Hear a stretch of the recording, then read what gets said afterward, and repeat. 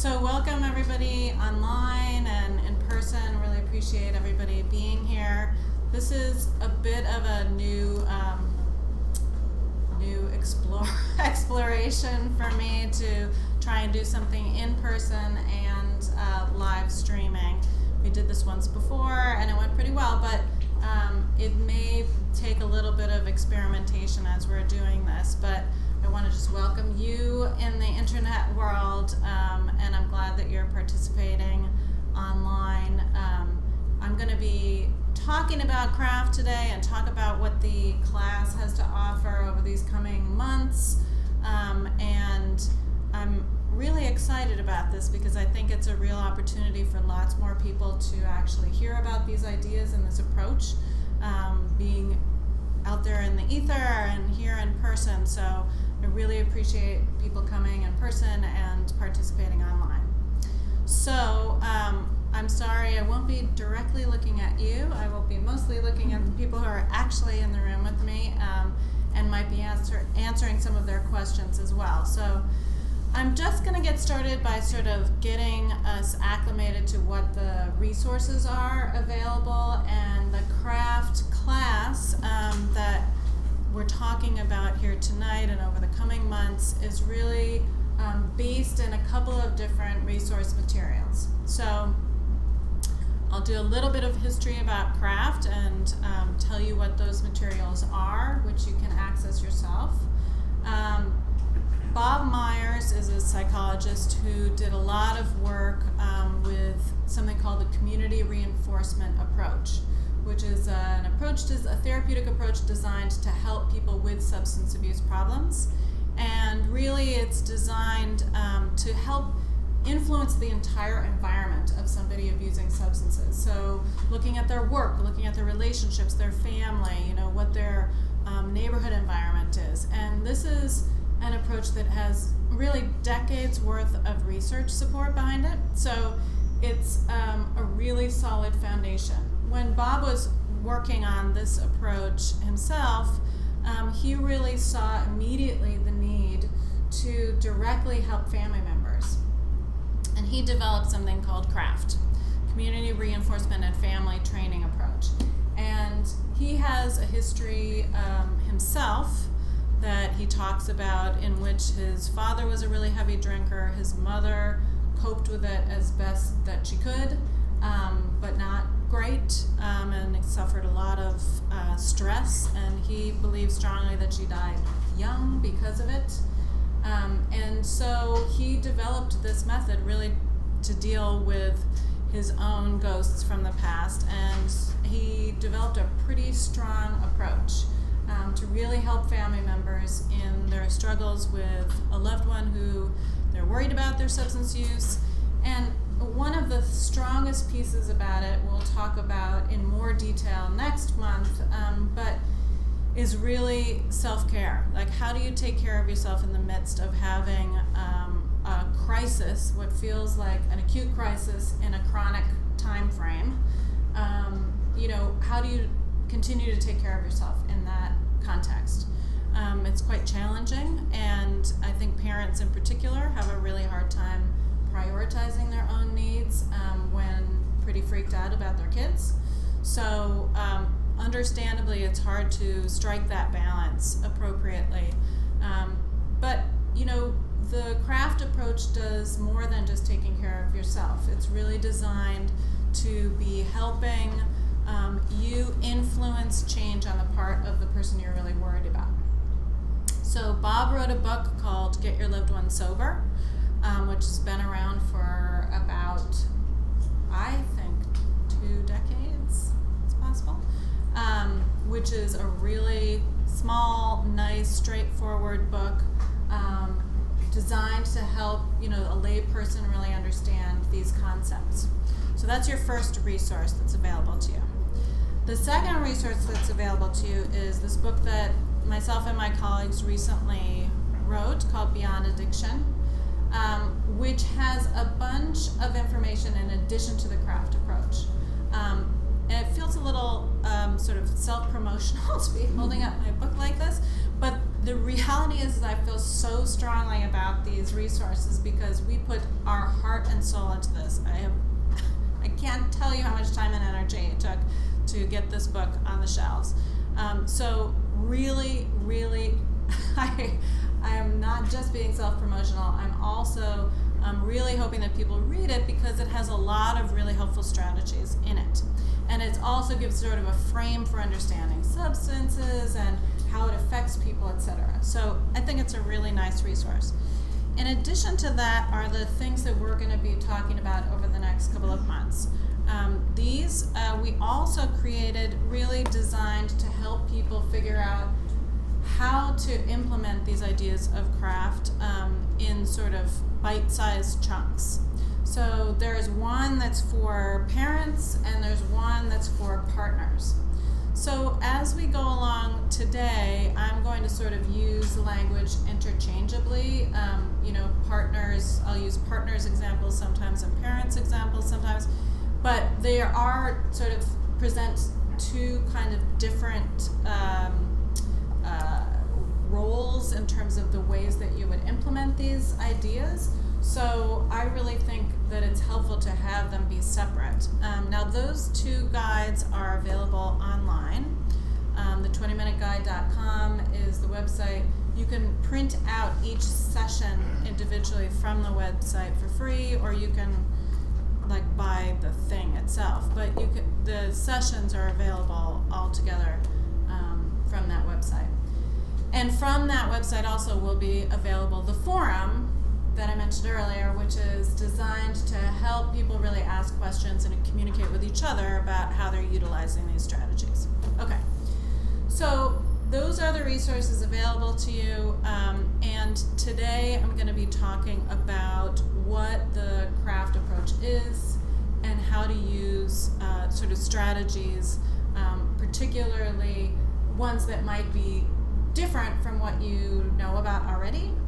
So most people know about Al-Anon and know about the intervention approach. And both of those are really well known and highly publicized on television, cable network in particular. I think most people know what they are, but they are really kind of polar opposites from each other. So the Al-Anon approach, and I'm talking about these because I think it's important to just understand what our options are in the world, and how craft differs and has some similarities with it.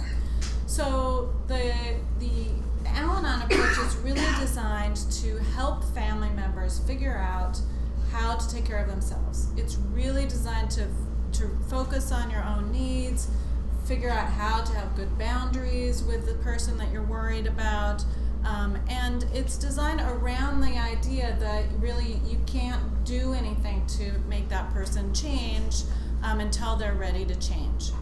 And that's a pretty critical difference between the craft approach and Al-Anon. So we'll get into those specifics in a bit. But the Al-Anon approach is really designed around that assumption, as opposed to the intervention approach, which is on the opposite end of the continuum. The intervention being whole hog, we're going to have stage one moment in time and really have everybody that's influential in that person's life, give them feedback. Usually it's in a confrontational way. And the idea is that you're going to have a tremendous amount of impact in that moment. And usually there's sort of a one recommendation solution, which is that you're recommended to go to rehab at the end of that meeting. And you either do or you don't go. But it's sort of the traditional way of doing an intervention is get them to rehab, shut them up. And so craft also has some differences in terms of that approach. So when you look at these approaches, however, when you think about what people have available to them in the world, really, if you go, let's say you go to your doctor and you say, look, my kid, I think, has a problem with smoking pot, he just can't stop, he's smoking every day after school, it's obvious to me his grades are slipping, etc. That doctor will most likely say, well, he should go to a therapist, or you should go to Al-Anon, or we should do an intervention. Those are really the only options that you'll be given. And so that's why I think it's important to sort of just think through like what your options are, because everybody's really different and you should know what's available to you as a consumer, right? So Kraft, when they do these studies to figure out like, okay, if we do a horse race and do a random controlled study in which I have a family member who comes in and they're worried about somebody's substance use, I'm going to send this one to an intervention and this one to Al-Anon and this one to Kraft, and we'll see how they do. Like give them a month, see who can get their loved one into treatment. What we find really is a pretty striking array of differences in terms of outcome. And this is replicated across socioeconomic groups, different substances, whether the person is the spouse or the parent. It's replicated across a bunch of different groups really consistently. And what they find is that the worst performing approach is Al-Anon, which makes perfect sense since that's not the design of Al-Anon. The design of Al-Anon is to just take care of the concerned significant other. It's not designed to help influence anything in the IP or the identified patient. So the substance user isn't truly impacted. That's like a 12% rate of getting that loved one into treatment. Not so surprising, but not great, because like a lot of people really do go to Al-Anon thinking this is going to help me influence change on the part of my loved one, and it does not do that very well. The second performer would be an intervention, which I think most people assume like if I'm really desperate, I'll finally do an intervention and then it'll be successful. I'm just not ready for it yet, but once I do, I'll be successful. Well, the rates there are not great either, which are about 30%. So, if you go on websites for interventionists, and there are different kinds of interventionists now, so, to be fair, there are different gradations of interventions at this point, but most interventionists will tell you that they have a pretty high success rate, much higher than 30%. So, being an educated consumer is important in this kind of line of work, because you're going to read a lot of people saying they do evidence-based treatments and they have a lot of success rates, and you really want to dig into that in terms of the particulars of your substance user and figure out, does this really apply to my person or not in my situation. So for Kraft, we find a pretty high number when it comes to psychological research, which is 70%. Tends to be anywhere from like 64 to 72%. And again, for psychological research, we're pretty happy with a mild correlation, and that's a big effect. So what that means is that within about 5 sessions, somebody working with someone for 5 individual sessions on a weekly basis, in about 5 weeks typically on average, they get their loved one into treatment. Now, what we've found since all of these studies have taken place is that there is a lot of benefit to doing the Kraft approach in addition to getting your loved one into treatment. And they really designed the studies specifically to get the person into treatment, and they wouldn't even let you into the study unless your identified person was refusing treatment. So you couldn't even get into these studies if your substance user was like a little iffy, and if you went home to them and said, oh, will you come into treatment, and they said yes, you wouldn't even get into these studies. So we were talking about a pretty resistant population. These are substance users who really didn't want to be in treatment and were refusing. So what we find is that in addition to getting the loved one into treatment, the concerned significant other, which is the label we give people, the family member who do Kraft, those people are feeling a lot better. Their sense of well-being is improved, their sense of depression and anxiety is decreased, they're sleeping better. There's lots of mental health measures that improve. And on that score, I'll note Al-Anon does a very good job also. As we would expect, their mission is to help people feel better, and that's what it does. It really helps people feel less isolated. Their levels of depression and anxiety go down also.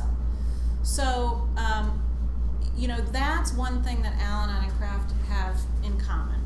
The piece that it doesn't have in common is what I'll be talking about more today, which is using behavioral strategies. How do you influence someone to change behaviors? How do you influence their motivation? So the other piece that we find with craft in terms of the studies was kind of unexpected, which is that the substance use tends to go down on the part of the substance user before they even enter treatment. And this is where a lot of other sort of corollary work has been done since then, which is, well, if that's the case, how about working with family members after they've entered treatment? How about figuring out, like, is this going to help maintain people staying engaged in treatment, since we have lots of years of research that tell us that if somebody stays engaged in treatment, they're going to do better. So if we can engage the family and really help the family, does that help the substance user actually stay in treatment and maintain their goals? And the answer is yes. So that's the research that's being done now, and that's the stuff that we're talking about here as well. So a lot of you have people who are not in treatment yet. A lot of you have people who are in treatment, and in either case, this is really a helpful strategy. Okay, any questions so far? What's your definition of in treatment? Being in treatment. Okay, I'm glad you mentioned that. So question is, what's the definition of being in treatment? So that's another difference between craft and the intervention approach, which is that in an intervention, typically people would consider being in treatment going to rehab or going away. And in craft, we would take a much broader view of treatment, take a more of a motivational stance, so meeting somebody where they are. So one of the strategies that the craft approach will take, and any of these resources that you access, we'll be discussing this in more detail about how do you invite your person into treatment, and what are motivational hooks? How do you identify when they might be more open to seeking treatment? When you take that approach, you really can identify maybe your particular person is going to be more motivated to seek treatment for depression. So maybe that's a motivational hook. Getting them seen by a treatment professional for that particular reason might be more acceptable to them, and that's your entree into getting them seen by a treatment professional.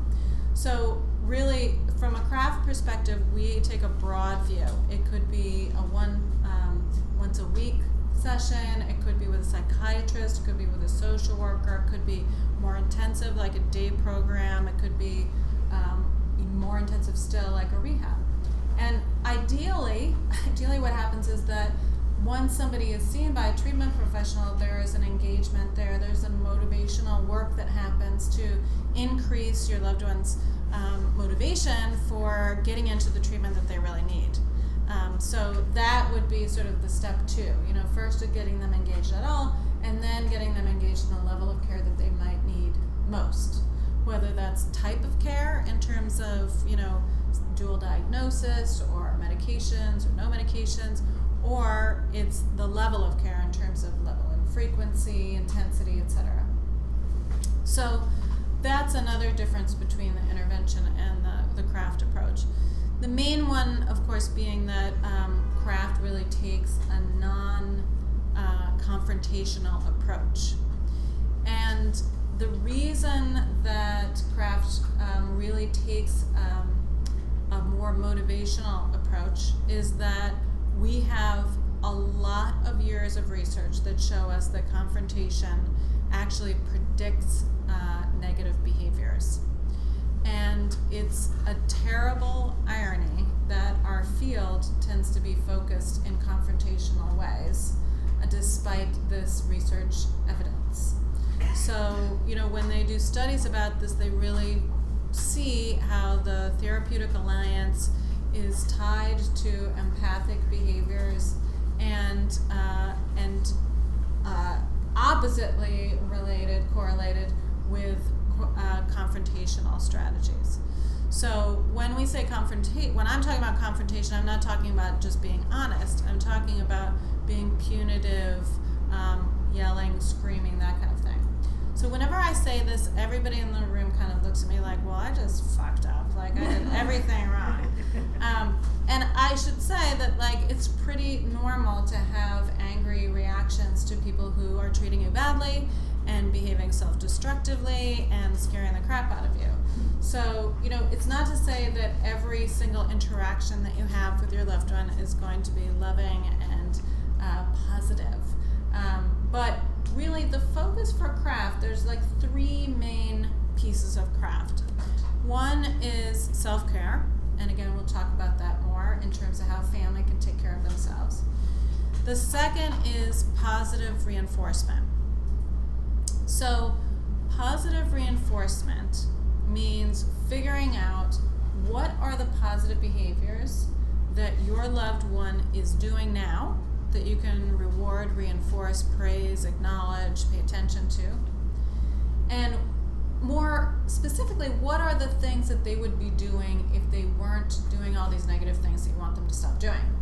So if they weren't drinking every night, what would they be doing instead? If they weren't smoking pot after school, what would they be doing instead? And really helping family members figure out, like, how am I going to help them change their behaviors? If they stop doing the negative thing, then they're going to need to start doing something else. And that's what positive reinforcement is all about. There needs to be some replacement behaviors, especially in the beginning of making any kind of change. Anybody who's tried to go on a diet or start exercising, make a big change in their life knows that you have to distract yourself. You have to figure out what you're going to do instead of snacking all day, what you're going to do, to motivate yourself to get to the gym. How are you going to set up your life to actually accommodate that change?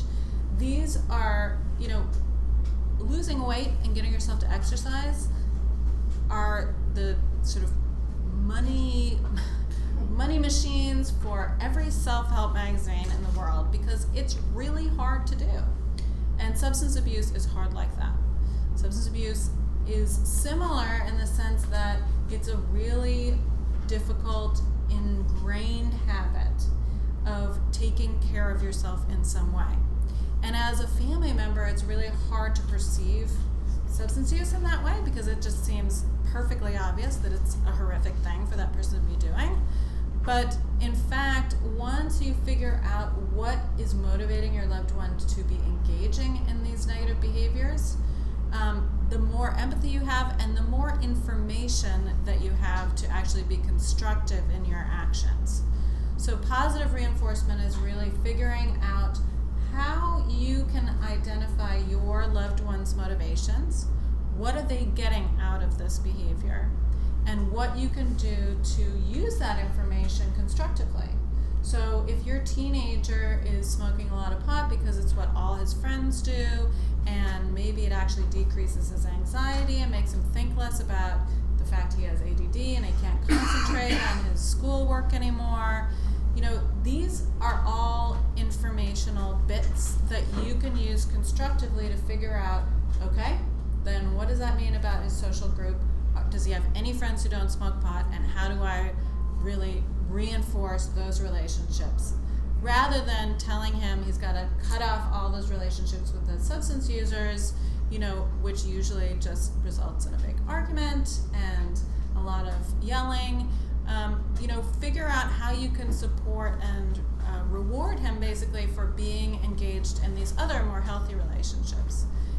If he's using to decrease anxiety, what are other methods that might be helpful for him decreasing his anxiety? Has it been actually diagnosed as anxiety? Is it actually ADD that he's having trouble concentrating on? I mean, this is how complicated it can get, but these are real reasons that people have for using substances. And I think it can be really frustrating to think about it from that perspective, because it feels almost disappointingly obvious that somebody would use these things to get something out of them.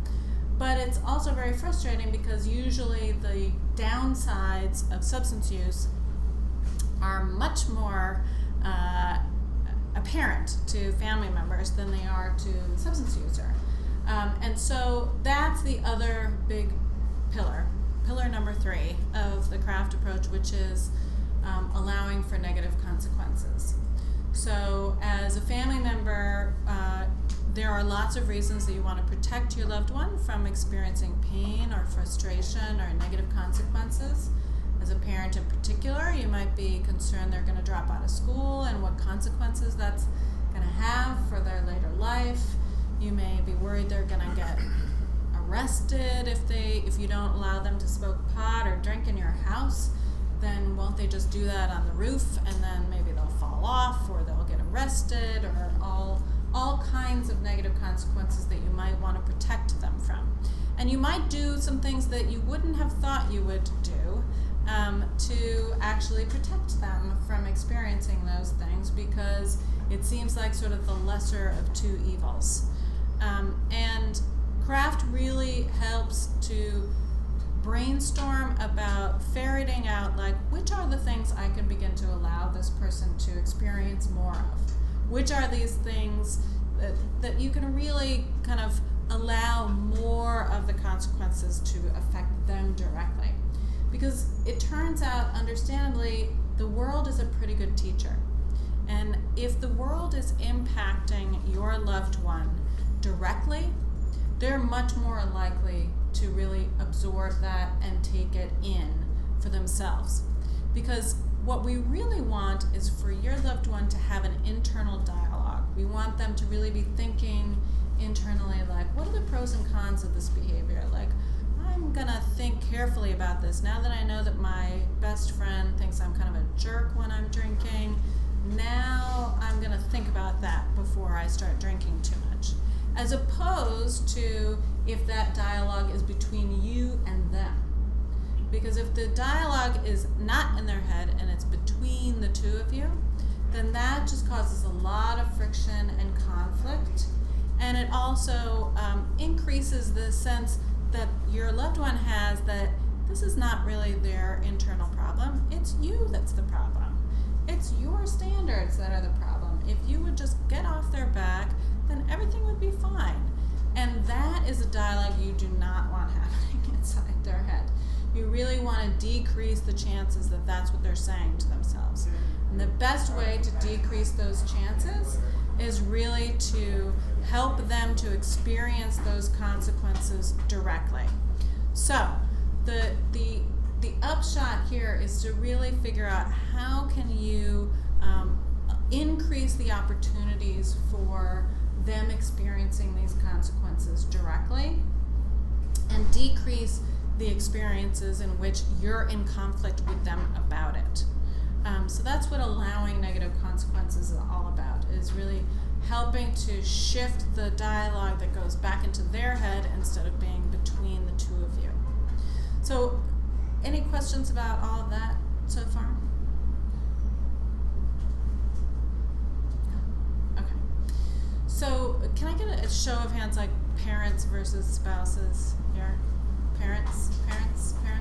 Oh, big show of hands. Okay. So, all right. So I'm going to focus on those particular issues because I think that makes most sense if all of you are parents.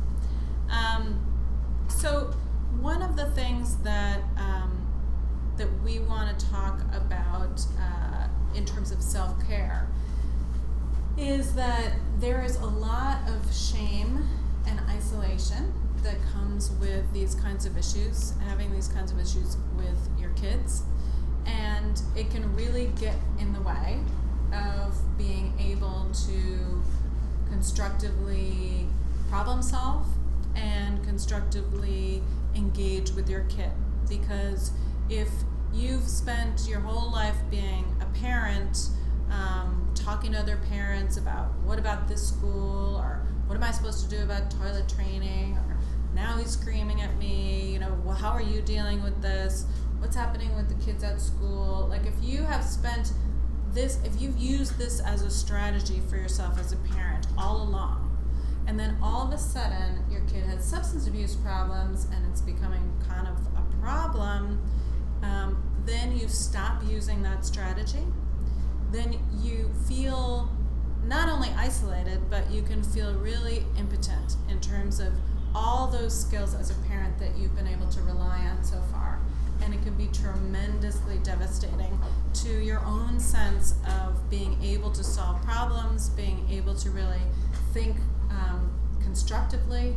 And so one of the first things that I talk with parents about is to really be honest with yourself about the ways that shame and isolation are impacting you, and identify what you would be doing with this kid, what you would be talking to with your family, with your friends, if they had some other kind of problem that you didn't feel ashamed of, if they had diabetes, if they had some kind of neurological condition, if they were doing something negative at school, like failing out of math and that was the only problem, they had a learning disorder.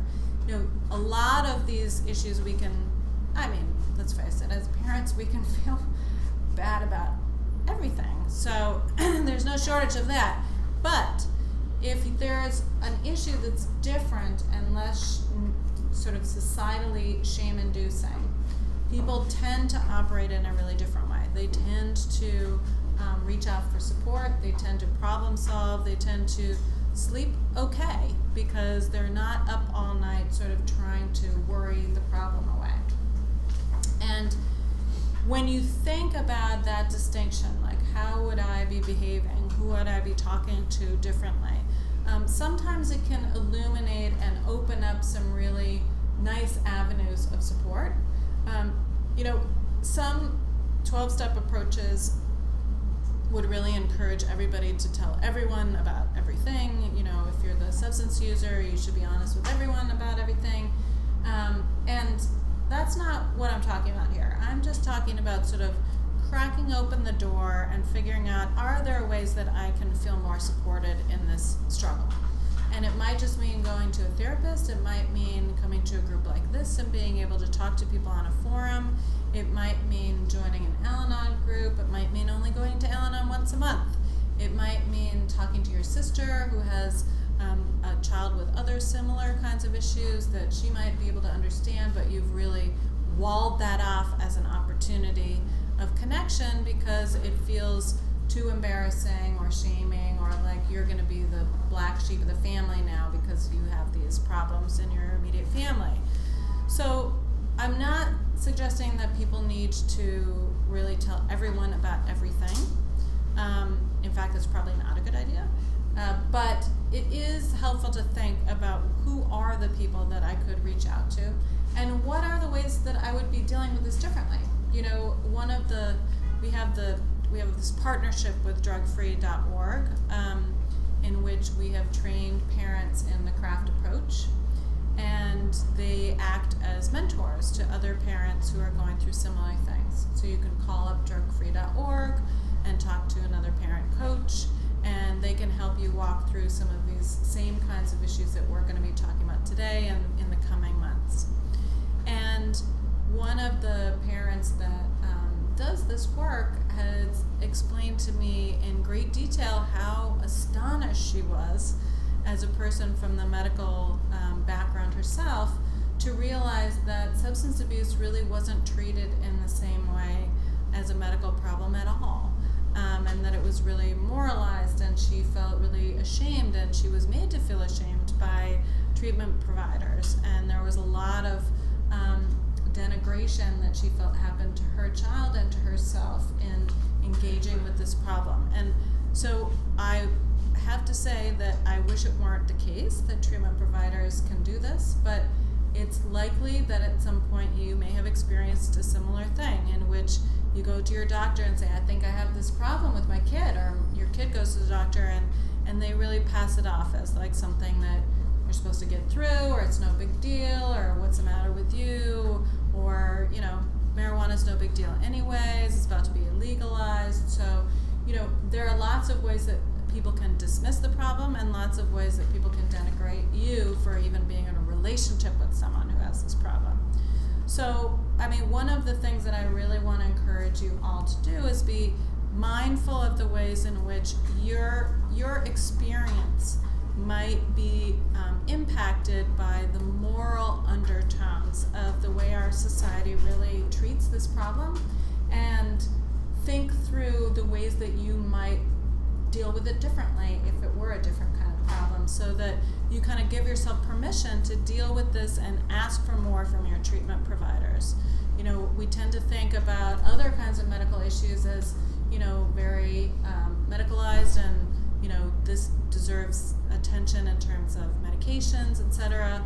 But in the substance abuse field, sometimes people are made to feel badly if they're on medications, if they're on an antidepressant, which to me is like an archaic perspective, you know, that you wouldn't treat all of the problems that deserve attention. But there are still a lot of people that think that actually it's not real sobriety if you're taking an antidepressant or you're taking a medication that helps you decrease cravings. So I think that there's a lot of ways that our society can get kind of moralistic about this, and the beauty in my mind about craft is that it takes a very practical approach. It's really designed to help you think strategically about what are the things that you can influence, what are the positive things that you can do to actually increase a person's positive behaviors to happen more often. And the other big piece is really positive communication. So when I say positive communication, there's a whole chapter in this, and we'll get to it in a couple of months too, and you can look up the 20-minute guide. But what I mean about positive communication is we have a series of 7 steps that are very similar if you've ever done an executive training committee or had like a coach at work or anything. They're very similar steps. We're talking about strategies for really decreasing defensiveness on the part of your loved one.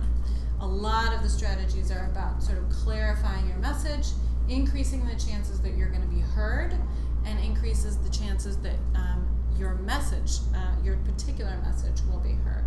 So, you know, what's so helpful about positive communication, in addition to a lot of the strategies in this approach actually, is that it's applicable across the board. So it's applicable at work, it's applicable in your family relationships with your loved one, you know, in the neighborhood, you know, trying to get people to do what you want them to, or trying to communicate clearly what your feelings are about something, make a request, etc. You know, these are strategies to just decrease the defensiveness on the part of your loved one and increase the chances that you'll be heard. So there are strategies like, you know, labeling your feelings, expressing things in the affirmative as opposed to the negative. You know, I wish you would stop coming home drunk becomes I really enjoy it when you come home sober so we can have dinner together. You know, these are things that most people can intuitively hear and say, well, yeah, that's a much nicer way of saying it, but like, why would I say that when they're being such a jerk to me? And that is really where we come back to self-care. Because if you are feeling completely depleted and angry and frustrated and on your last nerve, it's pretty hard to say things in a way that, even though you know logically is more likely to get a positive response on the other person's part, it's really hard to get yourself to do something when it feels like, you know, if I'm nice to them, doesn't that mean I'm giving them permission to continue being a jerk?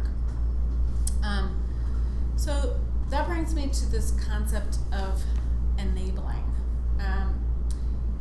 So many people get sort of stuck in the eddy of this concept, I think. And so I'd like to just bring it out in the fore right up front, which is that there is such a thing as enabling, but I almost never use that word because I think it's just about as shaming as calling somebody an addict.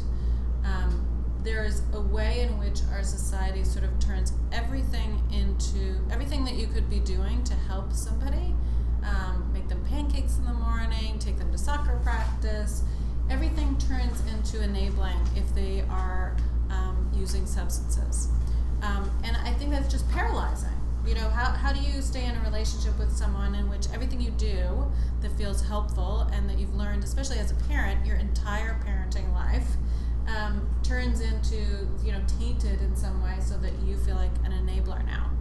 And again, I don't think our field, I will apologize on behalf of our field, that I don't think our field has done a very good job of defining this in the very narrow way that I think is appropriate, which is that when you do something that increases the chances that your loved one is going to use substances, that is enabling. So if you give your kid money knowing they're walking out the door to buy pot, that is enabling. If you take your kid to soccer practice, that is not enabling. You are positively reinforcing and supporting a healthy behavior. And I think that distinction can get awfully blurry at times when you are, for instance, giving your kid allowance in which they're supposed to be buying food, and instead they buy something else that you would not want them to.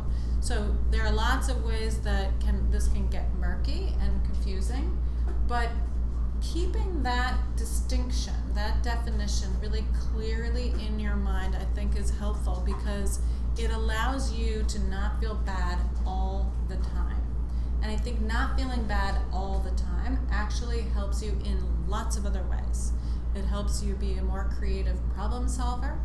It helps you think through things from a calm perspective instead of feeling self-denigrating and alarmed and negativistic about yourself and about your situation all the time. Those kinds of feelings actually interfere with executive function. They interfere with all the great planning and executive functioning facilities we have available to us in the front of our brain. They get usurped by the back of our brain, which pulls them back into that emotion strata and really monopolizes all the neuronal energy that we have. So the more that you allow yourself to feel okay about some helping behaviors, the more you can kind of calm down and identify, okay, so maybe I can have the courage now, if I can feel better about the ways that I'm helping, maybe I can have the courage to set some limits and allow more negative consequences in this other realm. So really, in my mind, thinking through the ways in which you may have inadvertently defined enabling behavior in yourself and sort of give yourself permission to let that go, this can actually help you free up energy to use in these more constructive, positive reinforcement kinds of ways. Did you have a question? Just a comment that I think one of the best things that I've heard to tell parents, and me as a parent hearing it, is that all parents have enough guilt to go around, no matter if their child is using substances or just as being parents, that we don't have to load another bit Right. on us, and that this enabling, this is me saying this now, has probably been overdone, and that we've beaten ourselves up even more so that we can't use the front of our brains properly, Right. as you described. Right. I mean, I think, like I said, I think there's enough guilt to go around. You know, we can feel bad about all sorts of things. 'Cause nobody can be a perfect parent all the time. It's not possible. Kids are incredibly frustrating. So, you know, the idea that you're going to misappropriately label something that, you know, you aren't actually responsible for is just laying on more blame than is really necessary, and it's counterproductive. So the craft approach is really designed to look ahead. You know, what are you going to do differently tomorrow? What are you going to think about in terms of your own priorities and your own goals, and how can you organize yourself towards the future? Because there's nothing to be done about the past. You know, sort of radically accepting that what's been done is done, and I'm moving ahead. You know, you may regret some things that you did, but, you know, the honest truth is that we don't know actually what would have happened if you'd done something differently.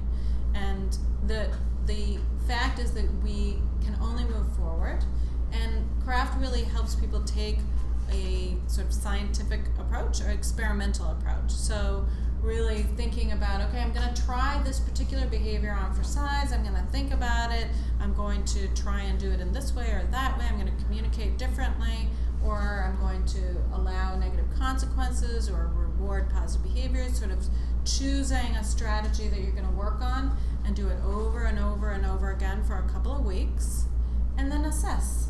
Like, Do I think that it was helpful? Was it not helpful? What are the pros and cons? Because there's something that behavior scientists call a behavioral burst, which is a helpful concept to know about when you're trying to do something differently with somebody, to try and increase their motivation. So when you do something that you're trying to really increase motivation, or you're trying to increase the positive behaviors, let's say, of your child, what may happen is that your child does something really obnoxious in response, as sort of a systemic way of trying to get you to back down, trying to get you to behave the way you have been behaving, and sort of bring back the system to a homeostasis where it was before. And if you experience this, like let's say that you set a limit about curfew, or you set a limit about money and they run out of money, and you've agreed you're not going to give them any more money at the end of the week, that's what they have for the month.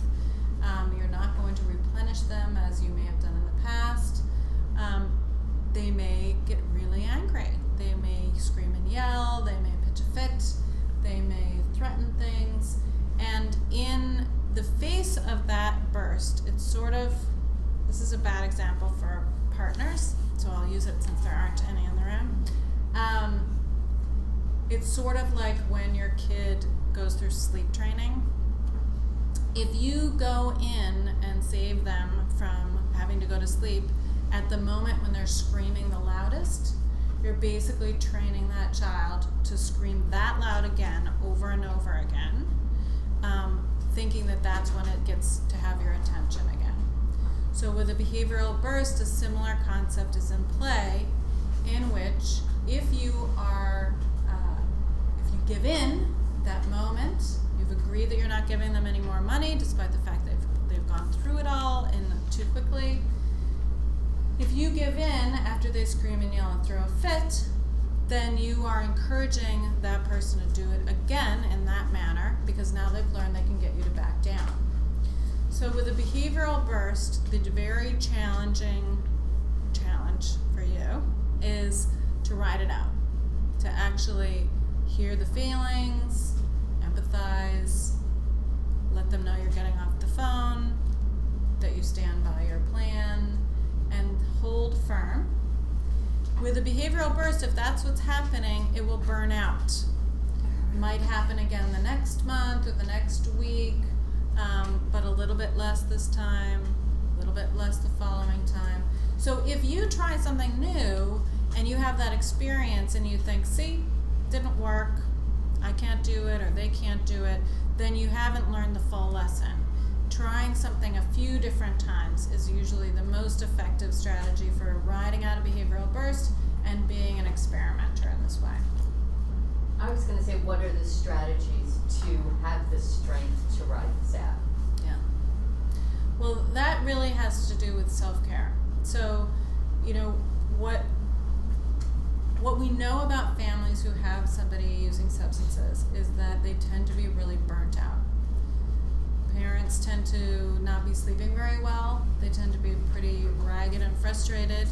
They tend to be not talking to their friends very often, not exercising very well. They tend to be not eating very healthy. The basics of self-care tend to be falling off the radar. And communication in general tends to be really negative. So everything is focused around the substance use.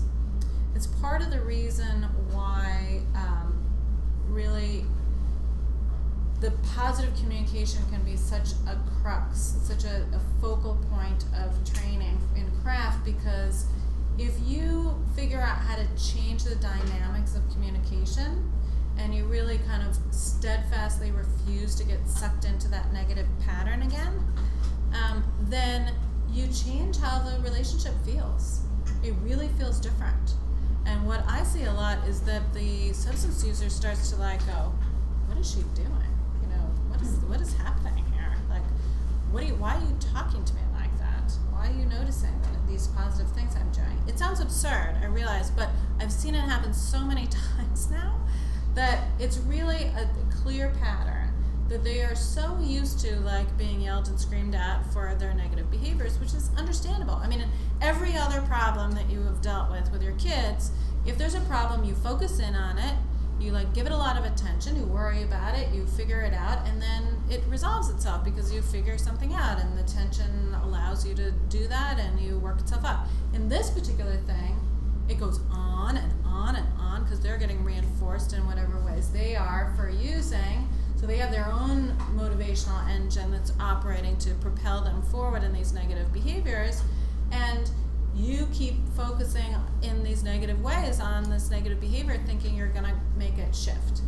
And, that's an understandable pattern, but what can end up happening is that everybody feels stressed out and angry, and like really there's, not that much positive happening in the relationship at some point. And that's why one of the first steps in using this approach, first of all, I think is most helpful to start with self-care so that you have the energy and the resilience to actually be able to stick to your guns. And I'm not talking about like really complicated things here. I'm talking about talking to your friends, getting enough sleep, eating healthy foods, exercising, like talking to your family, really assessing the nature of your relationships. This person is helpful, this one's not. I'm going to decrease that and increase that. Like really strategically looking across the board at what we have here and paying attention like you would if it were somebody else's problem. If your best friend was telling you what's going on, you would say like, you're not even sleeping. How can you think clearly? Of course you can't think clearly. Like you have to get some sleep first. Like there's so many studies on sleep now that really like stand out all over the place. Like if you don't sleep, you're really in trouble. Like your brain is just not operating. So paying attention to those critical pieces allows you to have more resiliency so that you're able to sort of stick to your guns around difficult things. However, I don't really advise people to start with negative consequences and setting limits. Because usually, I mean, you could be at one end of the continuum or the other on this. You could be, I have no idea what time it is, by the way. Can you give me like a heads up? It's 9 o'clock right now. Okay. That was my therapist hour clock, just ticked by. So we have about 15 minutes. I'm going to get through this point and then ask for questions. So I don't encourage people to start with negative consequences and setting limits because usually you've tried all that to some degree. And where most people are when they come to me is that they're pretty stuck in negative cycles. And the better place to start is identifying positive behaviors to reward and pay attention to. Praise, notice, just out loud acknowledge what's happening. I noticed you got home on time today. That's terrific. Really nice to see you. Really simple things, right? Start to really notice all the positive things that are happening, even if it's happening just once a week. Really noticing them and thinking through strategically, like these 3 things, every time he does that, I'm going to notice it. I'm going to say it out loud. I'm just going to put my hand on his shoulder to let him know that I see him, that I recognize that he's being nice to his sister, that I recognize that it was hard for him to leave the party on time and get here on time. Like, I'm going to notice all these things. Really strategically think it through. If you do that while paying good attention to your own self-care, that will give you a little bit of leeway and leverage to be able to then set limits. Because if you have sort of greased the wheels of the relationship and sort of increased the nature of the interactions that you have on a regular basis from negative to positive, then you are more likely to have a receptive audience and less of a big behavioral burst when you try and set some limits. The other issue is that you have to assess your own personal household. Like, do you have a household in which all the privileges have been revoked? That's not a place to start setting more limits and allowing negative consequences. Then you really want to start with the reinforcements.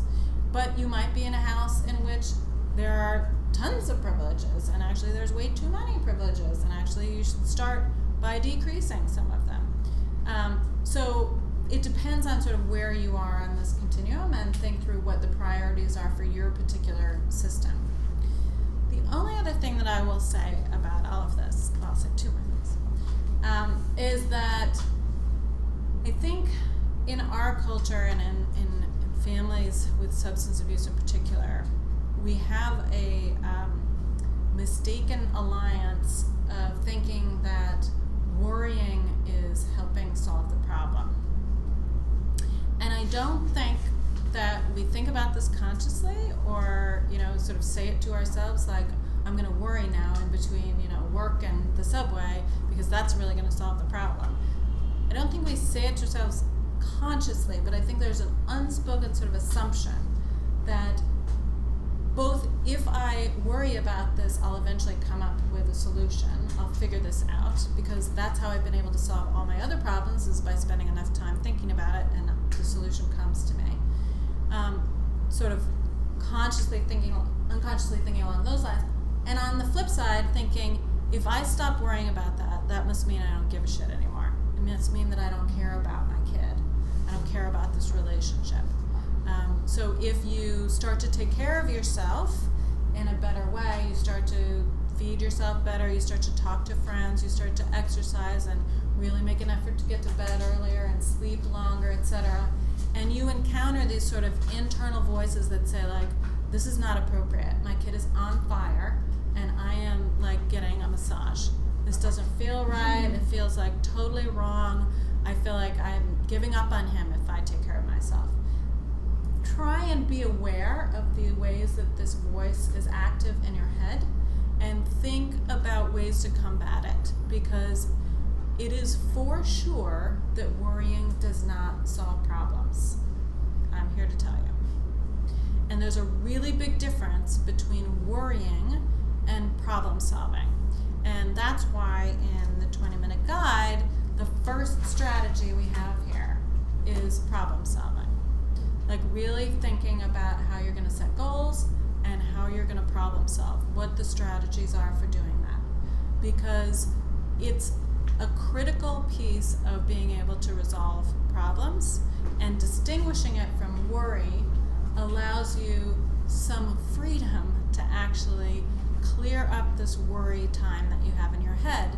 And you may begin to realize that like in between everything you're doing, you're worrying. And if you stop worrying in between all those other moments, you might actually have enough resiliency and energy and strength and hope at the end of the day or at the beginning of the day to spend an hour and a half problem solving. Like really thinking strategically in this stepwise way about what the problem is that's highest priority and what I'm going to do about it. And you might enlist your partner in this, or your friend, or somebody that can help you think creatively about this. But you're more likely to be effective if you actually free up some space in your head by letting go of the worry. Because the worry is actually not a great proxy for problem solving or for how much you care about your child. Caring about your child can be enacted in lots of other ways that actually become more apparent to the child if they come out of your head in the form of worry. So that's my pitch. So we have put up something on the website, the 20minuteguide.com website and the motivationandchange.com /craft class. In both of those places you will find the forum, which you can sign up for, register.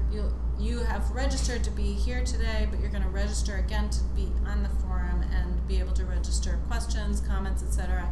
And we've started that sort of kickstarted that process up by putting up something called the happiness scale, it's called, which is basically just listing like a variety of different aspects of your life, your work, your mental health, your eating habits, your sleep, like all the sort of basics, and asking you to rate on a scale of 1 to 10, like from totally unhappy to totally happy, each of these different pieces.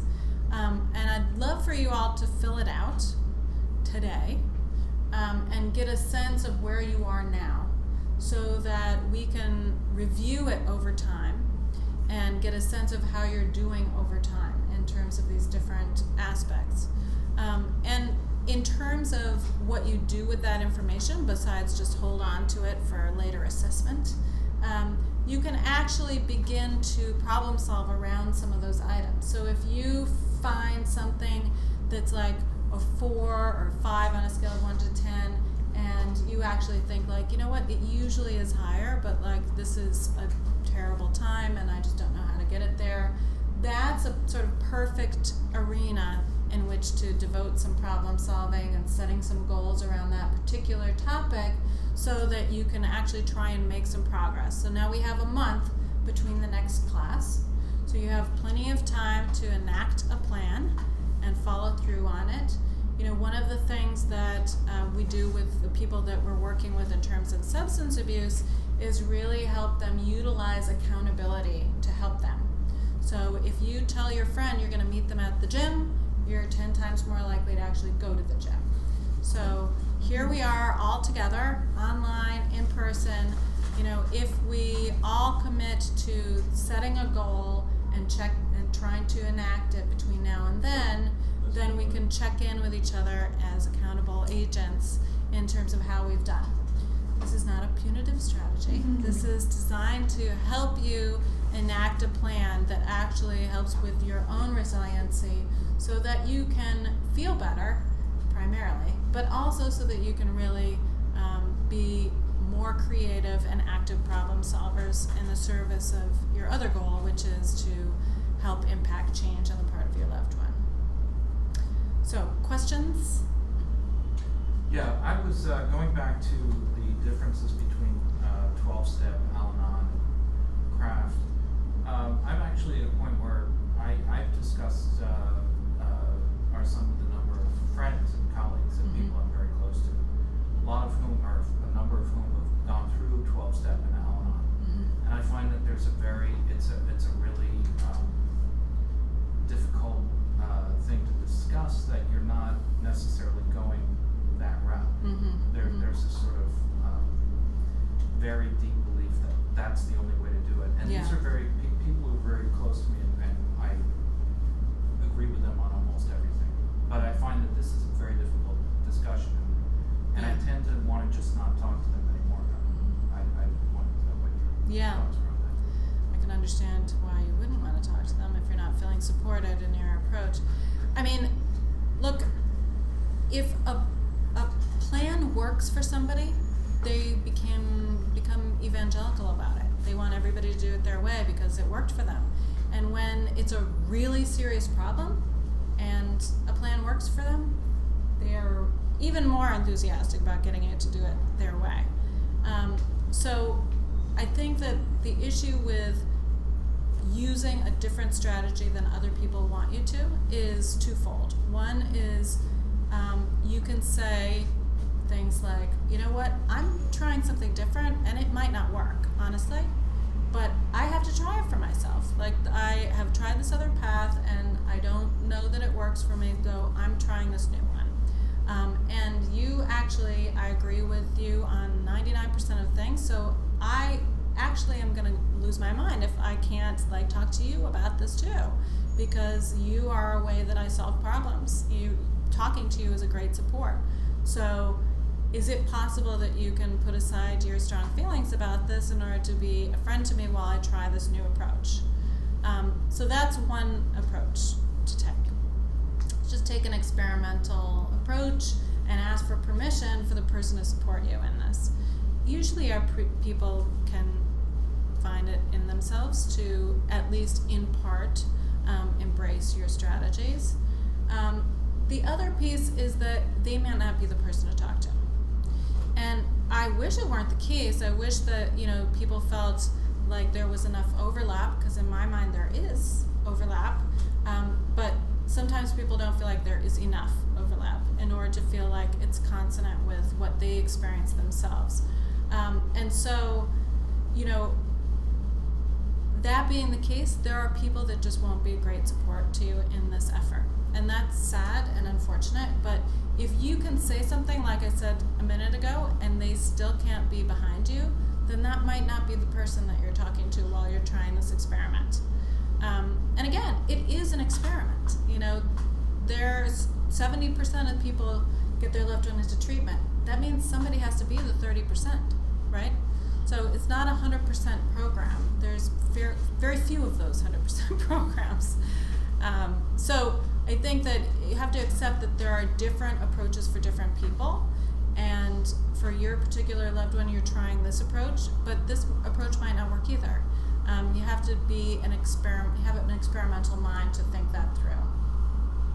Any other questions? Yeah, and forgive me if this is just too specifically about my situation.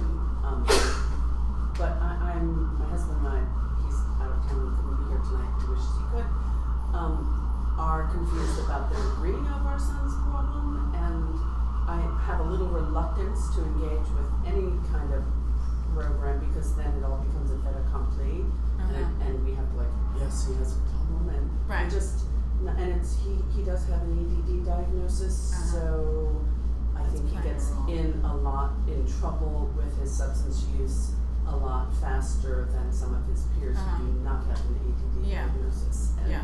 I feel like, from what I understand about the CRAFT program, like a lot of what you're saying would work just in life in general. Totally, yeah. So that there is not the stigma of the category as Right. much. As I said before about the word enabling and enabler and addict, I don't like them. I don't like any of those words because actually substance abuse problems come in a lot of different shapes and sizes, and it's not so helpful to lump yourself into one. And in fact, I would love these guidebooks to actually be used in middle school before there's kind of problems developing. Because I think that there's a lot of strategies that would actually help people from sort of spiraling out.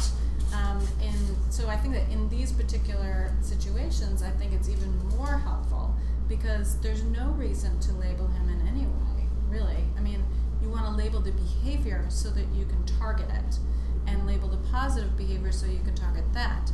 But in terms of labeling him with an identity, I don't know how old he is, but I don't really want to do that with a kid.